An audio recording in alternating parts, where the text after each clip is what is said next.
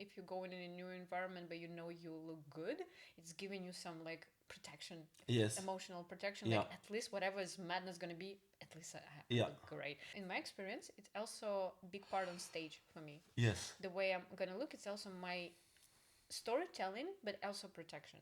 You feel like that too? Yes, yes. It's usually the first thing I think about when I know that I have to be on stage is to think, okay, what I'm going to wear. And it's maybe probably not gonna say the most stressful, but one of the most stressful thing because I I want to have to wear something that feels like not an armor or something like you wear something like a shield or I don't know.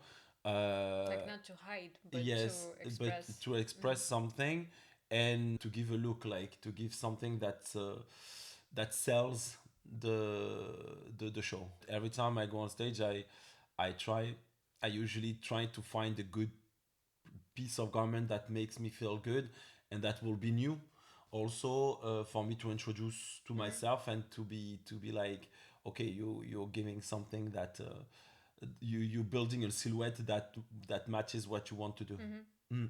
And do you feel like sometimes you, because I think it's a big thing. A lot of people wearing some the way they choose Mm. costume for the stage. It's like what I should wear. This kind of sentence, like should wear, or what people expect. Like in Mm. this should, it's all of that. Like what it's supposed to wear in this circumstances. Sounds like you're given power of your existence and Mm. your expression to someone else, that imaginary, because like who is those who supposed to for whom, like who Mm-hmm. is deciding that's supposed to, you know. And I think it's a quite a big thing for a lot of people that they don't understand that the power is in your hands. You the one who you you choose how it's supposed to, you build in, like on stage it's you build in the world, and there is like only you the one who see how it's supposed to Uh-huh. be. And so, like, did you ever felt that, or you always felt like you knew always that it's on me? It just I know I am the only one who know what to wear. It depends on the occasion, but I'd rather keep this power to myself. I feel like it's a way to get empowered on the stage and also to get into the character, Mm-hmm. to wear the costumes that will empower me or make me feel even more me, I Mm-hmm. would say. Okay. So to be able to have that and to keep it for myself, like to decide it myself, I would never let anyone Mm-hmm. decide for me, even if I'm part of a big show. Mm-hmm. I'll try to match the general Like environment. if the context is bigger than just Yeah, your world, yeah, I understand. I I'll do understand. that. But if not, I'll just go myself full. Mm-hmm. Mm. Okay. Is there a big difference between daily you and stage you? Do you feel like it's different?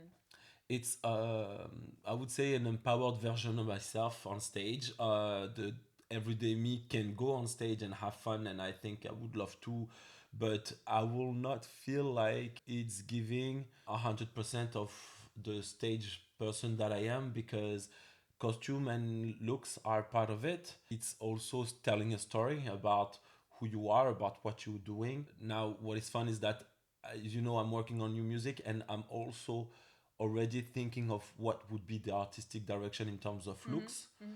And I remember your idea about the gloves and yes, like yes, yes, yes. flying parts from the gloves. Yeah, Yes, it's so yes, beautiful. yes. I have this in mind. I have some other ideas of what I would like to have in terms of silhouette for Mm-hmm. this to be able to give this side of the music because it's a side of the music and somehow it helps tell the story. I really feel like it's a part of the process. The main performance I would Mm. love to bring Mm-hmm. today and a little bit like go in it and Mm. try to open and stuff. It's the one you basically thank you again. You Oh, opened thank my show you. in La Belle Bloise Thank you for the for opportunity. Vendredix. It was really incredible. For this performance, you wear A kilt, sir? A kilt. kilt. Yeah. Yeah.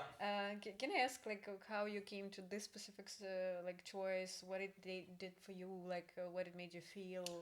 Well, first, thank you because it was a huge opportunity for me and I loved it. Also, the kilt is, you said something earlier, you said like things that are not from everyday life. And a kilt is clearly not, well, we're not Scottish, but in France, obviously, it's not a thing that you wear in everyday life, Mm-hmm. but it's something that is powerful Mm-hmm. because it's a silhouette that you can see directly. That's something that you don't see in everyday life. It tells directly that you're on stage, or it's a stage look. Okay. That's why I want it for the kilt. Also, it's a way to be more free because it's a skirt and it's quite Okay. wide, Okay. Okay. so you It's a can move. physical freedom for you Yeah, too. Okay. also, Okay. and it gives movement to when you move. So So dynamics, freedom, yes, yeah, because when you're a silhouette. man, when Okay. you wear like you don't have a lot of male Choices. Yeah. Yeah. performers who takes the seriously the looks. If you look at Okay. some big pop stars, when you look at what women are wearing and what men are wearing, like Okay. You feel like they downplaying, like yeah, they not really going yes, more and fun. also Okay. maybe because part of the closet of male clothes does not give a lot of freedom in terms of fluidity, in terms of volumes, in terms of so it's better. So I wanted to explore this more, Okay. and the kilt was always been a part for me where it shows something that gives freedom and movement. Okay, okay. And can I ask, like, you from some famous male performers, past, present, like anyone? Did you saw anyone, or at least even one costume or something that you felt like, oh, this person like really doing something interesting, and I would love to do that. I usually have woman kind of looks. Can I ask if there are some references? There is a lot of references. Uh, you can have people like when I went to see on tour, someone like she's a Swedish singer. Her name is Loreen. She won Eurovisions in kind of this kind of vibe, and she has that big nails. Did she like dark hair, Yes. wearing a lot of like metals? I think I saw her on Instagram. Yeah. Okay. Okay. The silhouette she was giving while opening the show with these long nails and a lot of floating things around her Okay. and all these things, it gives a silhouette and an energy, an aura to what you're doing that already do the music before you. It's bringing, yeah, yeah, and so it's like the atmosphere is Uh-huh. you inside of the world before even Yes. yeah, okay, okay. Yes, and there is I don't have in mind some male singers, performers who does that.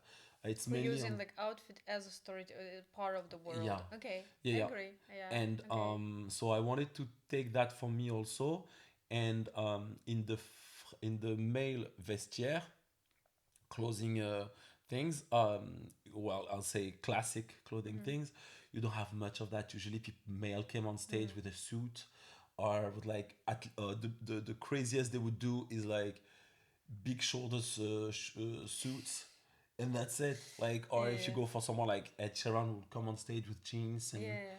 and The boy is wild. yeah, a jean and maybe his pajamas t-shirt. So you're like, Yeah. Okay. okay, give us nothing. I think the only people really had a little bit more fun. It's basically gay performers like Yeah, Elton John in the yeah, yeah, old school, yeah. like yeah, Was some wearing more crazy like things. Yeah. queer artists. They go into like some fun sparkling stuff and like they Yes. having fun. But yeah, I get it. And Okay. also because Freddie had a lot of fun. yes, yes, Freddie yes, had yes, yes, a lot of fun. Yeah. yes. And when you explore this type of artistry in terms of looks that you can see mainly on women, and also sometimes on drag queens, because I grew up watching and going to a lot of drag shows, that they're selling you the things just by Yeah. looking.